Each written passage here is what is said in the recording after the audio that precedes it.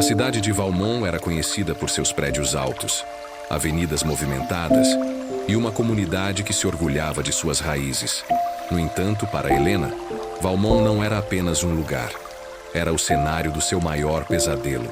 Ela havia perdido o marido, Eduardo, em um incêndio misterioso em seu apartamento. Oficialmente, as autoridades haviam declarado que o incêndio fora causado por um curto-circuito. Mas algo não fazia sentido. A intuição de Helena sussurrava que havia muito mais por trás daquela tragédia. Nos meses seguintes, Helena mergulhou em um luto silencioso e isolado. Sua casa tornou-se um refúgio sombrio, cheia de lembranças que ecoavam em cada parede. Ela evitava amigos, trabalho e qualquer coisa que pudesse distraí-la da dor. Até que um dia, recebeu um envelope sem remetente. Dentro, uma única frase escrita em letras recortadas de revistas. Eduardo sabia demais. O coração de Helena disparou. Quem havia enviado aquela mensagem? E o que Eduardo sabia? Sua mente voltou à última conversa que tiveram antes do incêndio. Eduardo estava inquieto, mencionando um projeto confidencial no qual estava trabalhando. Ele era engenheiro civil e fora contratado por uma construtora para supervisionar a construção de um novo complexo residencial. Ele disse a Helena que havia encontrado algo muito errado nos relatórios, mas não deu mais detalhes. Nos dias que se seguiram, Helena decidiu investigar. Visitou o antigo escritório de Eduardo, mas tudo estava vazio. Colegas de trabalho se esquivavam dela, murmurando que o projeto havia sido cancelado após o incêndio. Algo não estava certo. Em uma noite chuvosa, Helena resolveu voltar ao prédio incendiado. Os andares superiores estavam interditados, mas ela conseguiu entrar no antigo apartamento. No meio dos escombros, encontrou um pendrive queimado. Em casa, Helena conectou o dispositivo ao computador. Apenas um arquivo conseguiu ser recuperado. Era um vídeo.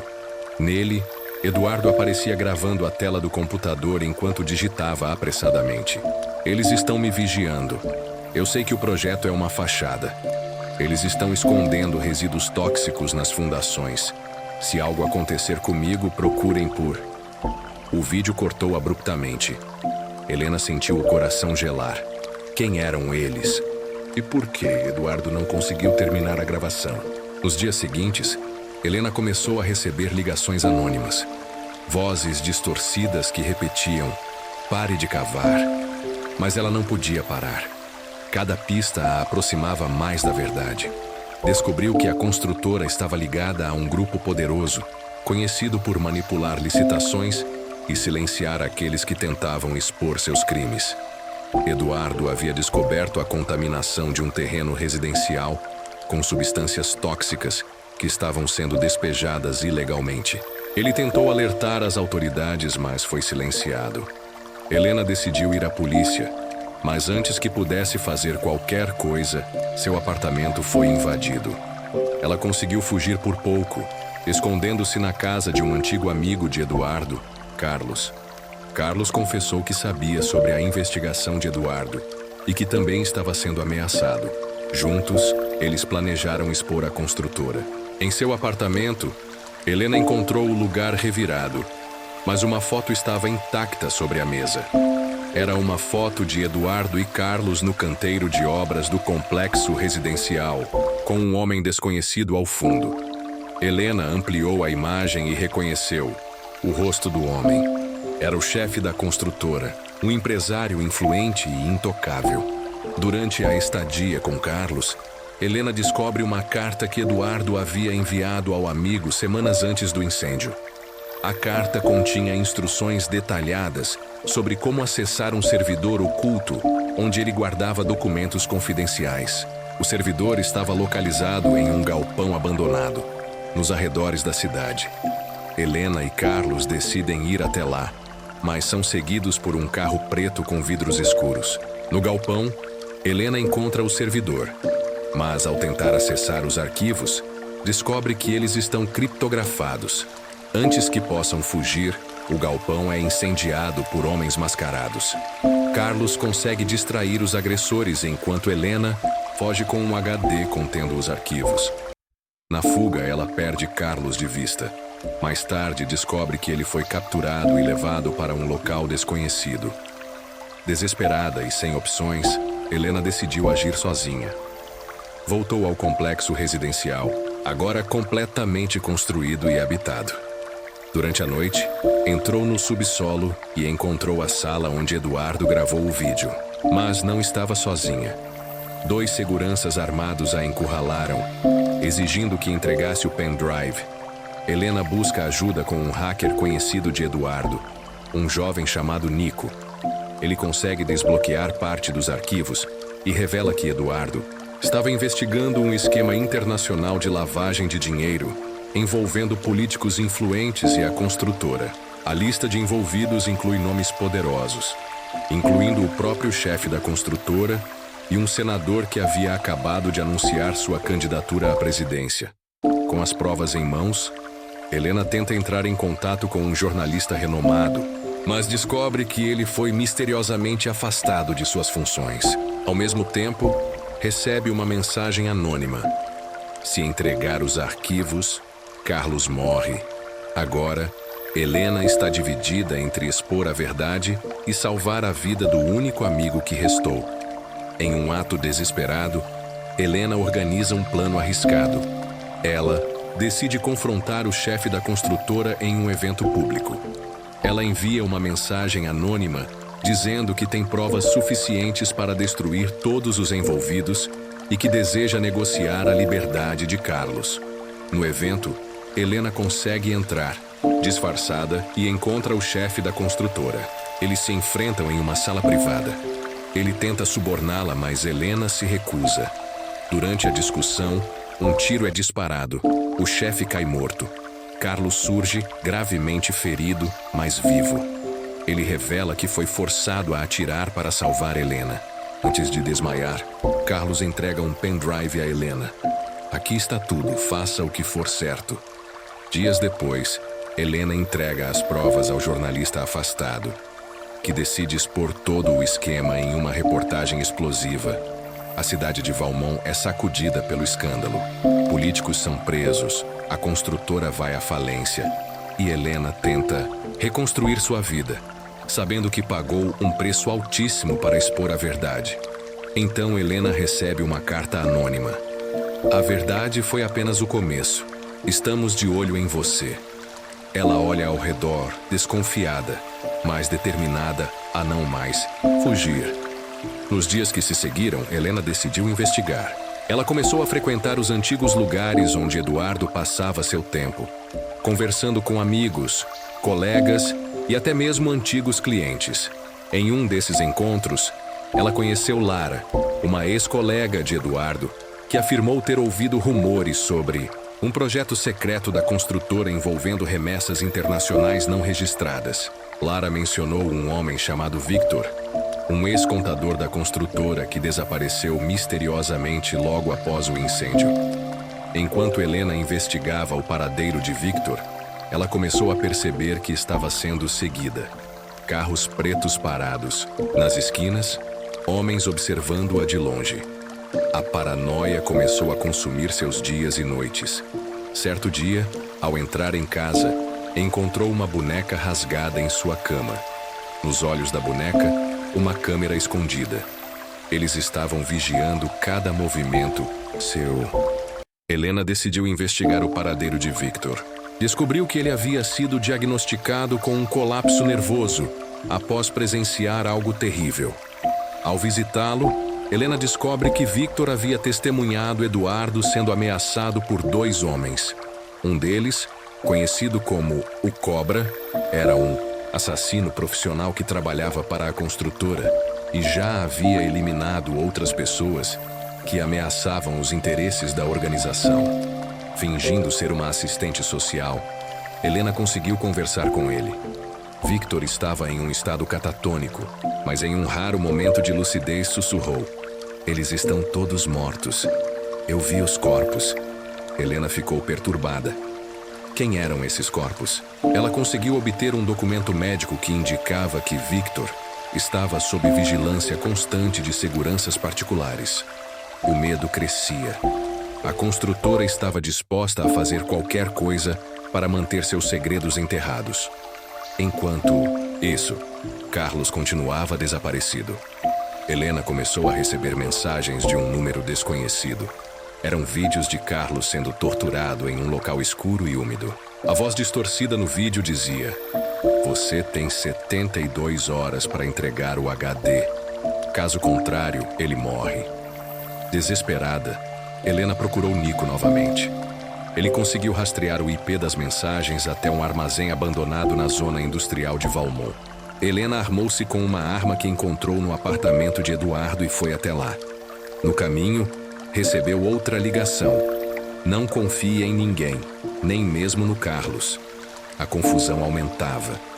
Chegando ao armazém, Helena encontrou Carlos acorrentado e ferido. Ele suplicou por ajuda, mas algo estava errado. Ao tentar libertá-lo, Helena notou que ele estava usando um relógio de ouro caro, o mesmo que o chefe da construtora usava no dia do confronto.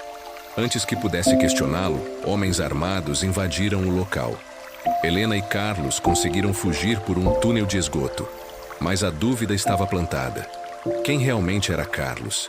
E qual era sua verdadeira conexão com a construtora? Durante a fuga, Carlos revelou que tinha um filho pequeno que estava sendo mantido refém pela organização e que, para proteger a criança, ele foi forçado a colaborar com eles.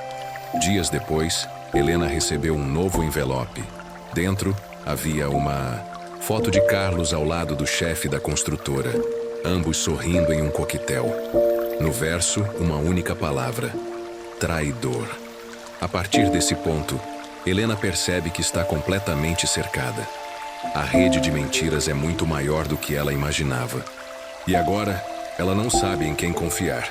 Enquanto tenta decifrar os novos códigos no HD, Helena começa a perceber que há mais uma camada na conspiração. Um político influente que está prestes a ser nomeado ministro da Justiça e que, na verdade, era o mentor de todo o esquema de lavagem de dinheiro e assassinatos. A tensão aumenta quando Helena descobre que está sendo seguida por um carro preto.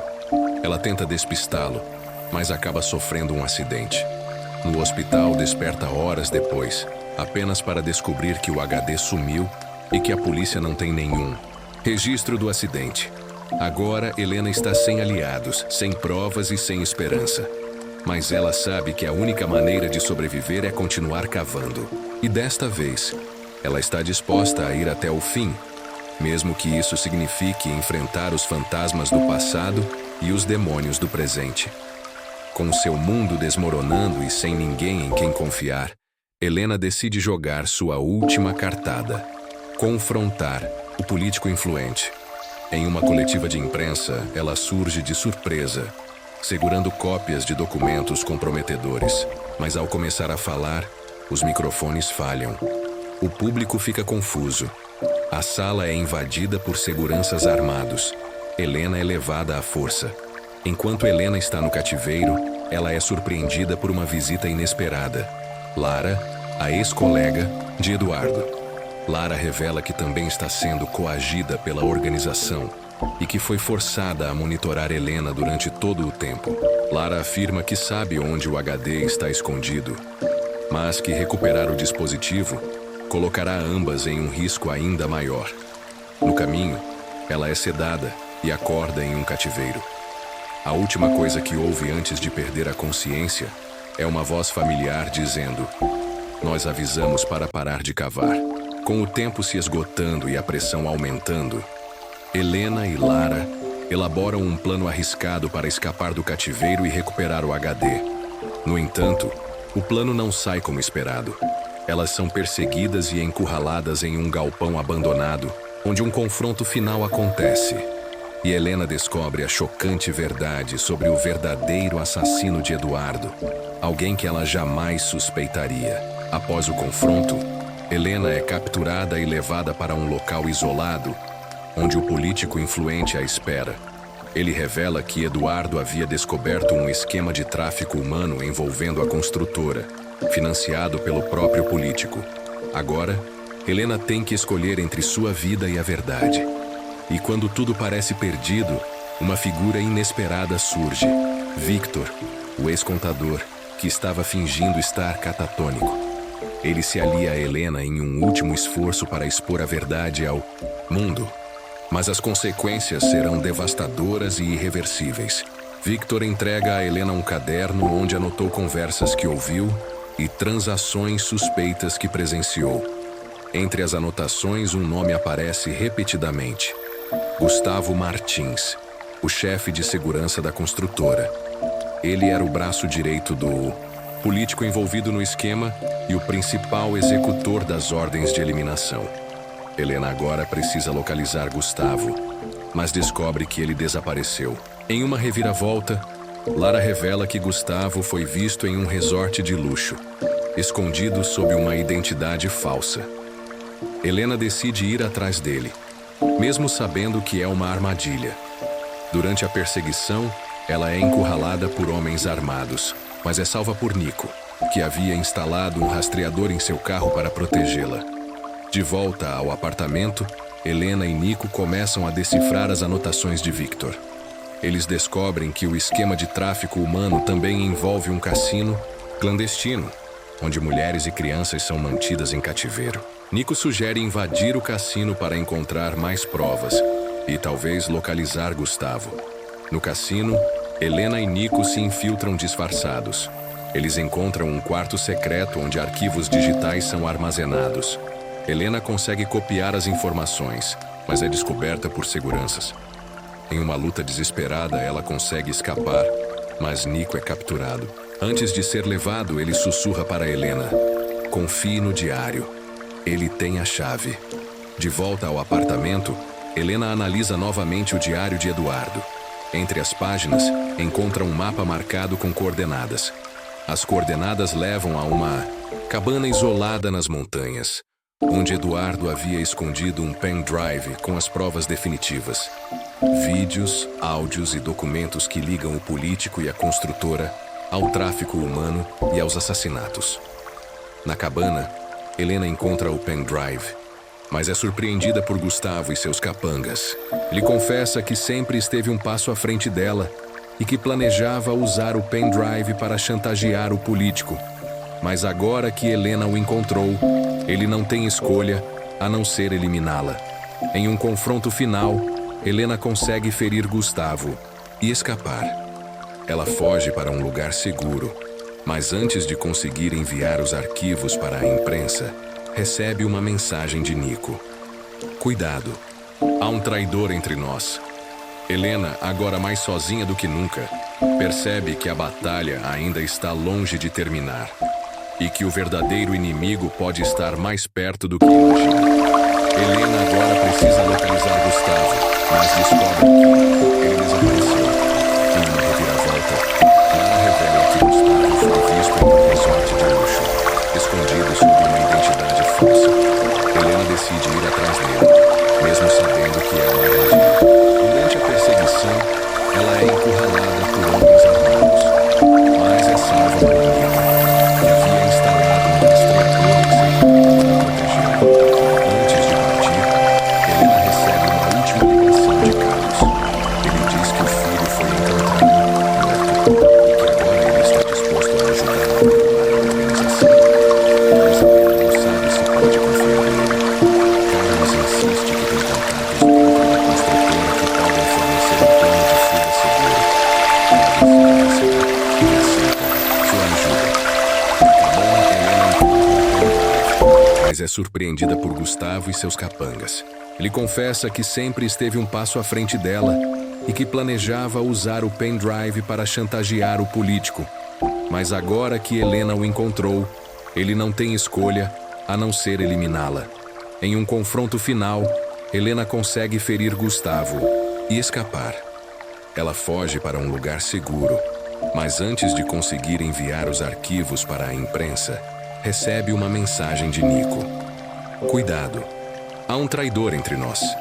Helena, agora mais sozinha do que nunca, percebe que a batalha ainda está longe de terminar e que o verdadeiro inimigo pode estar mais perto do que imagina. Após escapar, Helena começa a investigar o paradeiro do político envolvido. Ela descobre que ele está prestes a inaugurar um evento beneficente, transmitido ao vivo, no qual apresentará um projeto de reabilitação social, uma fachada para o esquema de tráfico humano. Helena elabora um plano arriscado para expor as provas durante o evento. Ela recruta Lara para ajudá-la a se infiltrar, disfarçada de funcionária do evento. No meio da multidão, Helena começa a transmitir os vídeos encontrados no pendrive diretamente para os telões. O caos se instala quando o político tenta abafar a situação. Mas Helena revela que há um segundo pendrive escondido, contendo provas irrefutáveis do envolvimento de Gustavo e do político em assassinatos. Enquanto a polícia chega, Helena é atacada por Carlos, que revela ser o verdadeiro traidor. Ele havia forjado a morte do filho para manipular Helena e proteger o político. Uma luta desesperada ocorre no backstage. Helena consegue escapar, mas fica gravemente ferida. Antes de desmaiar, entrega o pendrive a Lara, que foge prometendo expor tudo ao público. Semanas depois, Helena desperta em um hospital cercada por jornalistas. A organização foi desmantelada, Gustavo foi preso e Carlos está desaparecido.